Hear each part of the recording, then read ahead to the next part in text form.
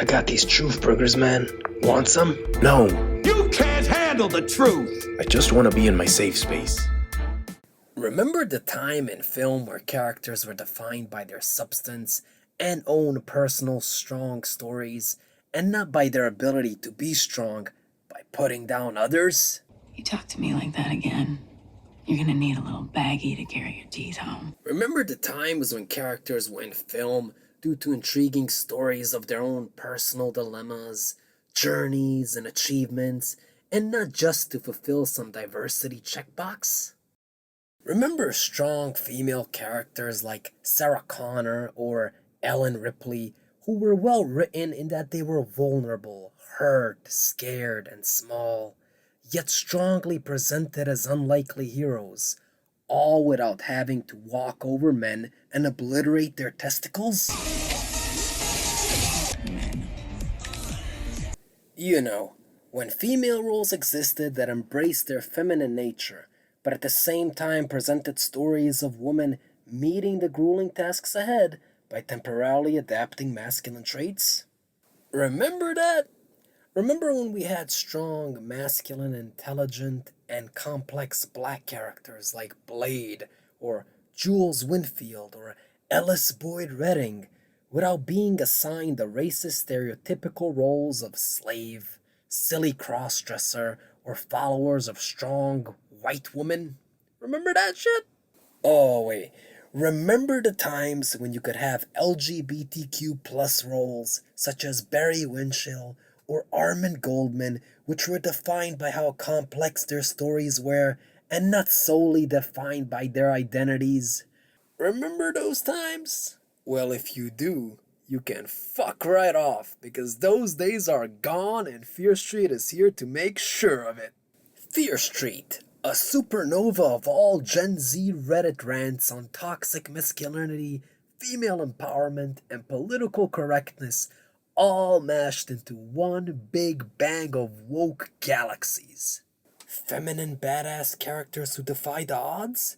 Hold up, Karen, not so fast. Black characters just being normal, complex human beings without the already depressing cloud of police brutality and racism hanging over them? Not gonna happen, Jamal. LGBTQ plus characters who have actual substance beyond their sexual orientation? Put that smile away, Tristan. Fear Street is here to remind you that females are strong, masculine, testosterone-filled, and just basically men. Thanks, Netflix, for clarifying that if you happen to have black skin, everyone else is automatically after you, and you better know that. Buy some red tape and put that shit all over your window, and sleep inside your bathtub like Will Smith in I Am Legend. Oh, and thank you, Netflix, for reminding us that if you happen to be LGBTQ+, you kinda don't have nothing else going on for you besides that label. The Fear Street Trilogy, 3 films that remind us how different we all are and how strong diversity is in putting down the evil in society. Let's dive right in, folks. Fear Street 1994 begins in a mall where we are introduced to a bookstore employee named Heather Watkins. There we are also introduced to her boyfriend, Ryan Torres, who for some god knows what reason finds the need to carry around the blow-up doll as he walks around this closed mall. I guess this is to symbolize the silly nature of teenage boys, of course. I mean, let's not pretend like we didn't all walk around as teens with blow-up dolls. Right? Am I right, guys? I was fooling y'all! Those was jokes! Woo! Anyways, it is also worth mentioning that Ryan has a fly on his face in this scene, and it isn't there because the character reeks of hot garbage either. Surprisingly, a fly will appear flying around all the characters who end up cursed in this film. Moving on, we come to see the unsuspecting Heather get chased down by a skull-masked killer around the mall until she finally bites the dust. This is obviously some kind of Wish.com homage to the Scream films. After receiving a knife blow to the chest, Heather does manage to unmask the killer, only to find out it is blow-up doll boy, Ryan Torres. She says to him, Ryan, it's me, right before he's shot in the head. Keep this scene in mind for future reference. Well, I guess the blow-up doll finally had enough and made him choose between it or Heather. Ah, the tough choices of being a man. Eventually, we all gotta make that decision between Blow Up Doll or the girlfriend. Hey, that's life. The movie then introduces us to Adina Johnson, a frustrated girl going through a breakup with an ex named Sam, and who, as we come to know, has the personality and likability of a fucking light bulb. And I'm not talking about the General Electric ones either. Anyhow, we're also introduced to her brother Josh, a nerd chatting with an online user named Queen on 90s internet, who is supposedly aware of the myth that the recent killings in Shadyside are all due to a witch named Sarah Fear. The Shadyside name is a dead giveaway to the history of the town. Get it? Shady Side. We are then introduced to Dina's friends, Simon, an overly energetic white kid with the unpredictability of a crack addict, and Kate, a cheerleader. Because we all know, cheerleaders in high school are notorious for chilling with loner girls, overweight nerds, and idiotic guys like Simon. Oh yeah, and it's worth mentioning that Josh simps for her too. Anyhow, in a memorial held for the deceased Heather, Shadysiders and Sunnyvalers, the residents from the town of Sunnyvale, basically the opposite of Shadyside, come together on a football field to pay their respects. Now we come across a scene that unveils what type of a monster this movie will turn out to be. The next scene basically defies the entire agenda of the movie. It puts to rest all hopes that this film will be free of identity politics, or at least have a moderate level of it. We come to find out that Sam is in fact another female, and that our main character, Dina, is a lesbian, which really sets the stage for the trilogy. I mean, there's nothing wrong with a curveball every once in a while, but why exactly name her Sam? Did the creators of this movie want us to stand up and cheer when we found out? Did they think that this was a clever idea to use a unisex name like Sam in order to make the character's gender ambiguous, only to think that they cleverly swerved us once she was revealed? Did they really want us to feel bad about assuming genders? Why make a big deal out of someone being gay? I'm confused. I'm confused right now, G. So many questions. So many. So many. Dean is evidently upset that female Sam has moved on from their relationship because being a control freak is a hell of a way to build up the likability of your lead. What's his name, Sam? The dude. Stop groping you. Stop. And why is Dina so upset over this? Considering the fact that her opening scene literally had her displaying her disgust with Sam. And why not move on? Why begin your character's introduction with something so pitiful such as jealousy? What we should do is light a fuse and burn down Shadyside. Here comes the typical asshole stealing the good character's girl movie cliche. Seriously, how many times do we get this in film? It's as original as a Carlos Mencia joke. So afterwards, a brawl erupts due to Peter's comments, and a bunch of shit leads to Dina causing a car full of pursuing Sunnyvalers, including Sam, to crash. At this point, we see a injured Sam see the witch Sarah Fear out in the woods. This supposedly sparks the witch to go after Sam. We're then introduced to Sheriff Nick Good, a character that the film totally does a good job in hiding his evil and shady intentions. And like the typical naive and racist cop that he is, Good does his job and questions Dina about the incident. And if we couldn't get enough clues that Dina is a terribly written character, we get this scene. Wanna tell me what happened? The car crashed. Well, I guess it's a norm to be a complete douchebag when questioned about endangering someone's life. Yeah, I mean, it's not like Dina didn't almost murder a car full of innocent people. Suck it, pig. Now, what exactly did Good do at this point in the movie to these kids to warrant this type of behavior?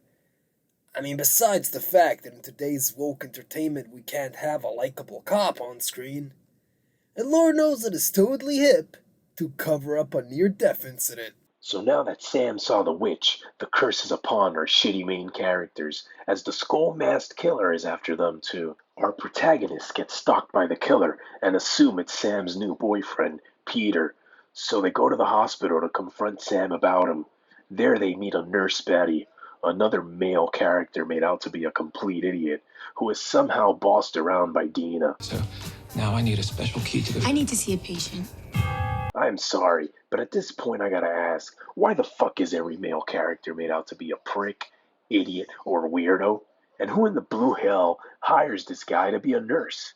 What the fuck? Yeah, the strong female you go girl force is definitely strong in this one, as we see smeared glimpses of it, like this scene, where Kate, of course, leads our pathetic male characters, Josh and Simon.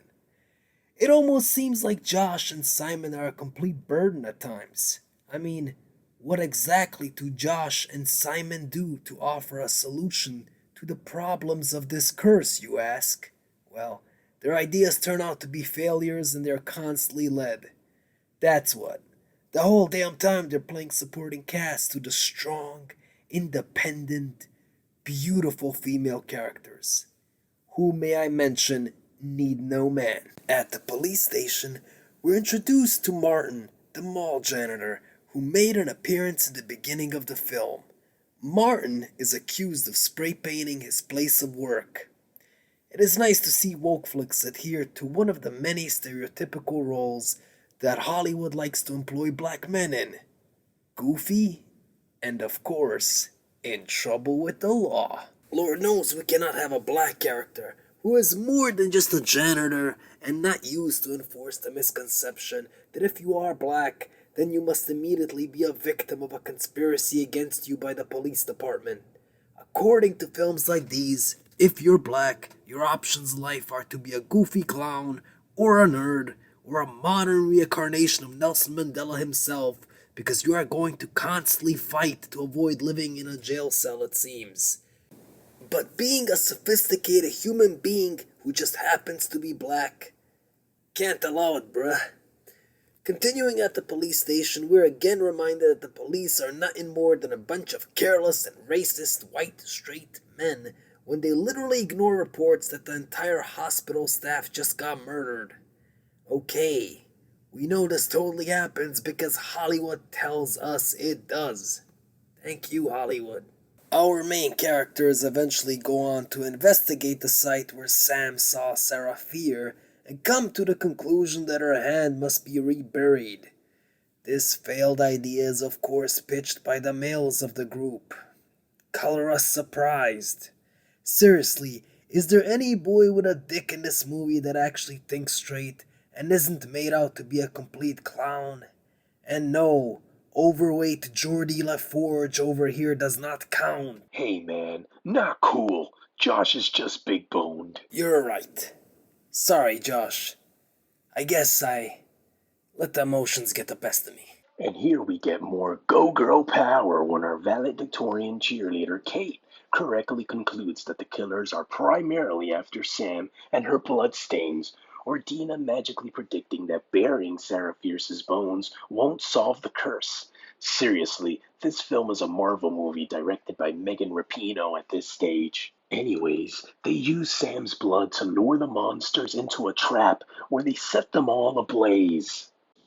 However, when this plan fails and some new information comes to light, the group comes to the conclusion that Sam has to temporarily die, thus stop breathing in order to get the ghost to stop pursuing her, because her beating heart acts as a GPS for them. After a bunch of typical close calls, the good guys, sorry, that's offensive, the crew managed to put Sam temporarily out and end the curse. Oh yeah, the valedictorian and junkie white boy die. But since we all know this is a trilogy, the torture must be spread across 2 more films.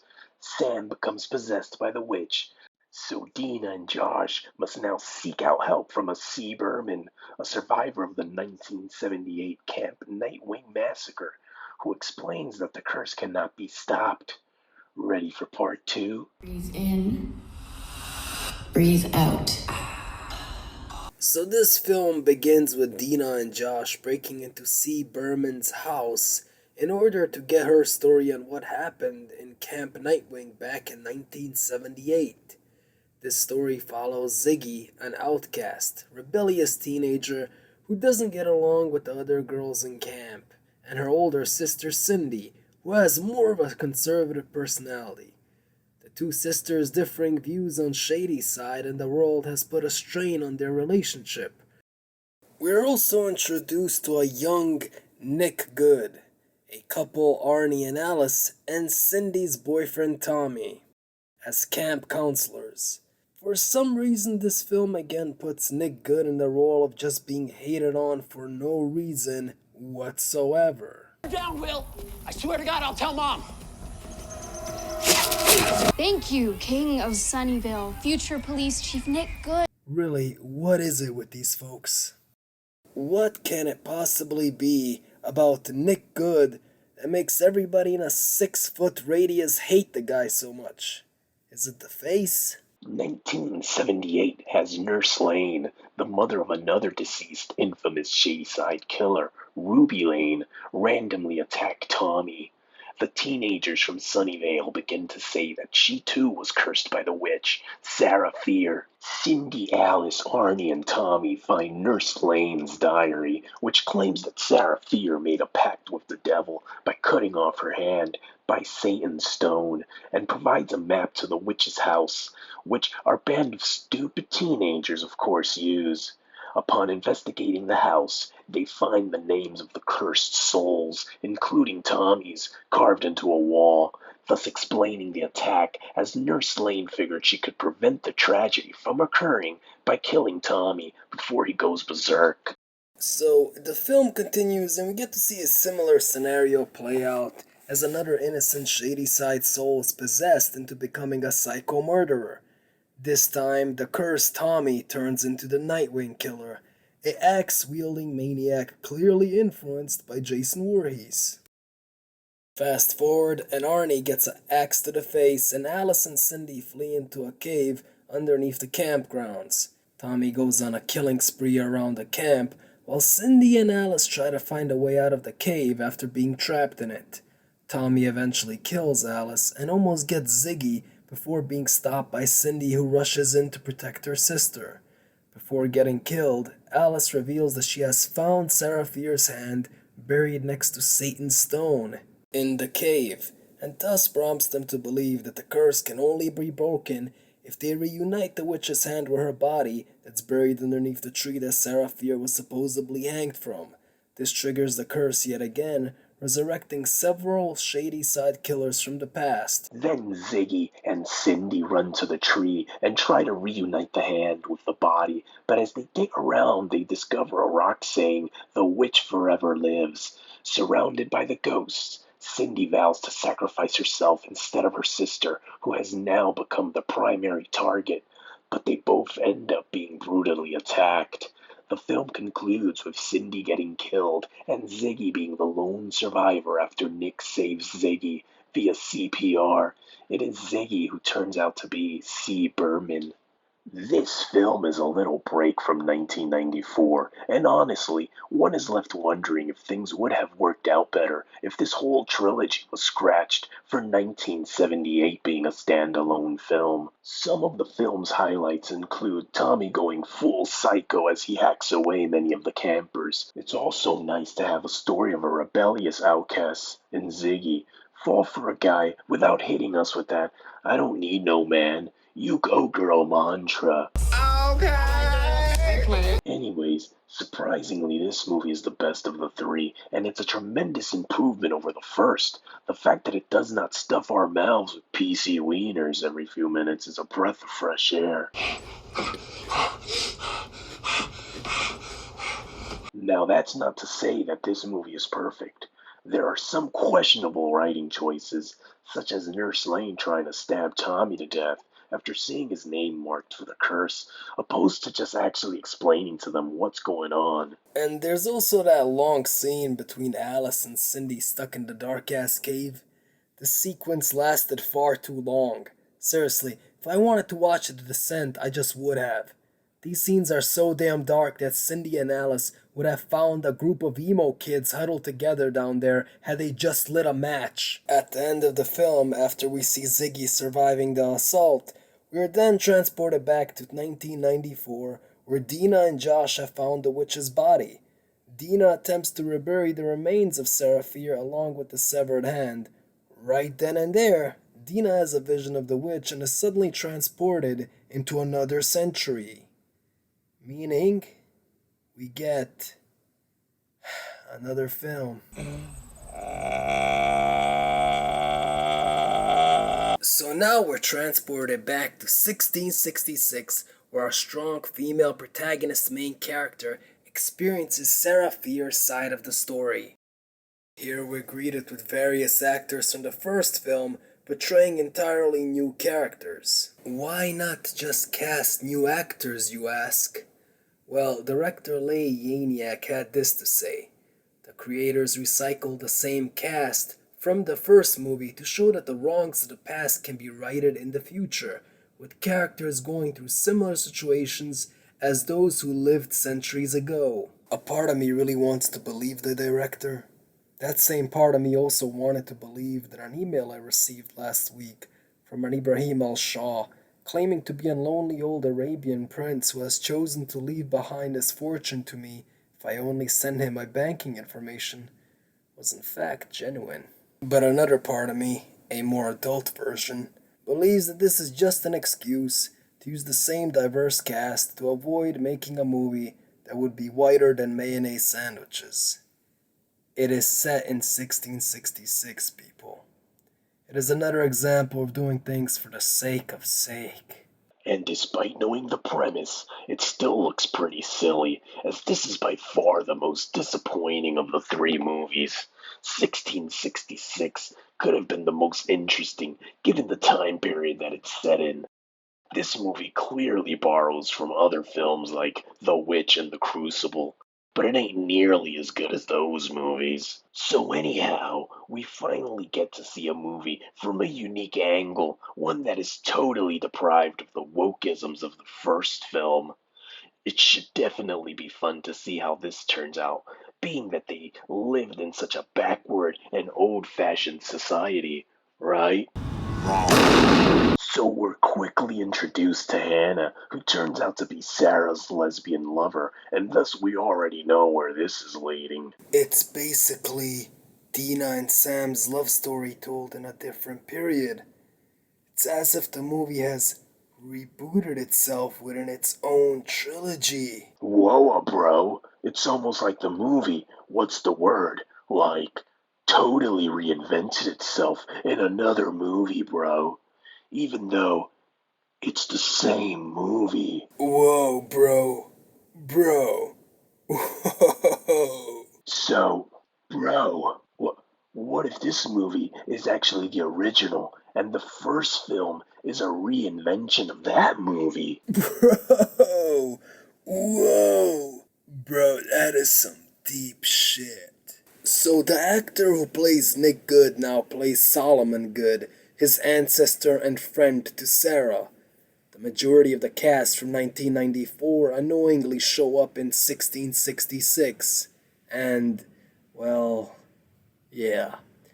We see them take up new roles and mimic similar personalities they played in the previous two films. Strangely enough, this film also has the characters engage in behaviors that mimic today's open society. Apparently, this film wants to convince us that Chads and Sleuths were partying strong in 1666. What? The chances of this scene here really happening in 1666, where girls and boys are dancing the night away together, is equal to the chances of the Taliban electing a trans leader. This was supposed to be 1666. The only partying that occurred at the time was souls departing due to plagues and shit. People didn't have time to party. People lived with as much adventure and sexual excitement in their lives as a 40-year-old man watching the My Little Pony series. Anyhow, we again get to see the evil of a heterosexual cisgender white male here, spoiling all the fun, and we come to see the brave, enlightening, pure, encouraging, and empowering power of lesbian love. Sarah and Hannah sneak away from the group to have some fun of their own. This doesn't last for long, though, as they're spotted by a toxic heterosexual cisgender white male, who we later find out to be Solomon Good himself. We then see Hannah's father, Pastor Cyrus, suddenly go from cheery to full-on weird, like Gary Busey weird. Never go full Gary Busey weird. Now 1666 doesn't waste a single opportunity to shit on conservative values. In one scene, Hannah, being deeply concerned for her father's well-being, insists that they read a Bible passage for him. But Sarah's there to correct her. He needs proper medicine, Hannah. Now, being Christian or not isn't relevant here, but when there's a trend we see throughout a movie, such as portraying white dudes as villains, females as jovial saints, and cops as clueless, racist idiots, one can't help but think that this line was carefully crafted to put yet another political message in there to spite Christians, we presume. She suspects our wickedness. Apparently the golden door of inclusion isn't open to church boys Scotty and Elijah over here.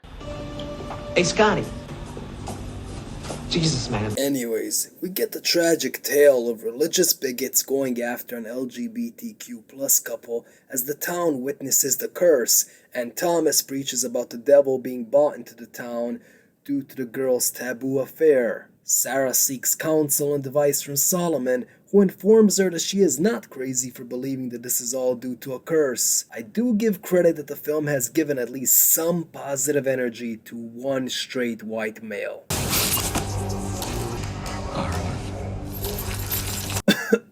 The now maniacal Pastor Cyrus locks himself up in the church with the village children, whose eyeballs he rips out, as well as his own. The movie climaxes as the villagers blame Sarah Fear and Hannah's romantic relationship for it all as they hunt after them. Hannah ends up getting caught while Sarah goes on the run. The movie eventually reveals that it was a straight white man, Solomon Good, who initiated the curse for his own benefits. Oh, what a twist! Totally caught me off guard. Took me out of my safe space, bro. Hey, you cannot jump to conclusions with masterpiece films like this, my friend. You just cannot. Wow.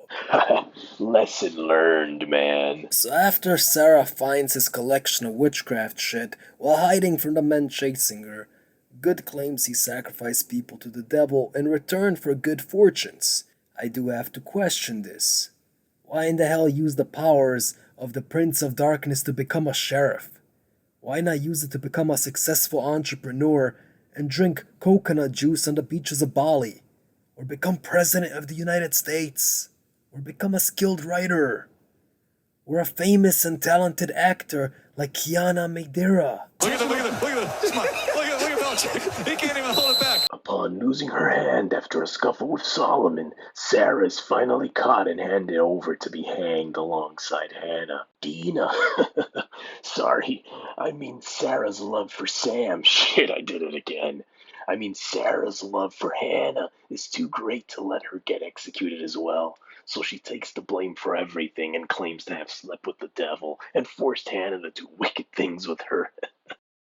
Sarah's then hanged by heterosexual cisgender white men. Oof, it's over. And now we flash forward back to 1994, part 2. Oh, what the fuck? Now our strong female protagonist snaps out of Sarah's flashback equipped with the knowledge that, if it wasn't already obvious enough, it's been Solomon Good all along who conjured up this curse on Shitty Side. That's right, folks. The witch isn't the villain. Just another misunderstood white female oppressed by the toxic, heterosexual, cisgender, white males of her time. So Solomon Good and all who came after him from his bloodline have been prospering from this curse. Generations of white, heterosexual, cisgender males benefiting from the misery of everybody else. If that's not an obvious fucking message that this is just a very woke, pro-go-girl power movie, then I'm sorry, friends. You're as gullible as a teenage boy who actually believes his crush when she says, "It's not you, it's me." Face it, Brian. She just isn't into you, dude. So our diverse heroes now know that good cannot be trusted. This hurts Ziggy, as she once had feelings for Nick. Oh god, another story where a heterosexual, cisgender white man betrays a woman who loved him. How original. Anyways, they begin to assemble a team to finally end the curse.